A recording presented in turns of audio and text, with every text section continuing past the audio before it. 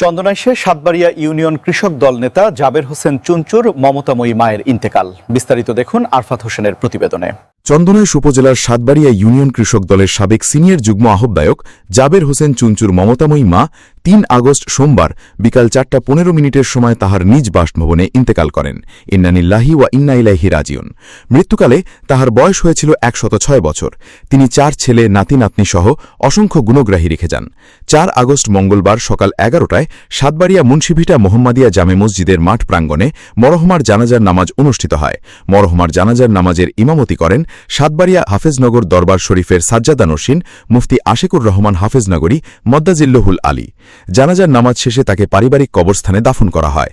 তার মৃত্যুতে চট্টগ্রাম দক্ষিণ জেলা যুবদলের কৃষি বিষয়ক সম্পাদক মীর মহিউদ্দিন, সাতবাড়িয়া বহুমুখী উচ্চ বিদ্যালয়ের সভাপতি ইঞ্জিনিয়ার মোহাম্মদ আমিনুল ইসলাম, সাতবাড়িয়া ইউনিয়ন বিএনপির সভাপতি মোহাম্মদ জারুল্লাহ, হাজী সাহেব মিয়া চাম্পা খাতুন ফাউন্ডেশনের চেয়ারম্যান হাজী মোহাম্মদ নুরুল হক, বিএনপি নেতা হাজী রফিকুল ইসলাম, সিরাজুল ইসলাম সহ এলাকার গণ্যমান্য ব্যক্তিবর্গ শোক প্রকাশ করেন এবং শোকাহত পরিবারের প্রতি গভীর সমবেদনা জ্ঞাপন করেন।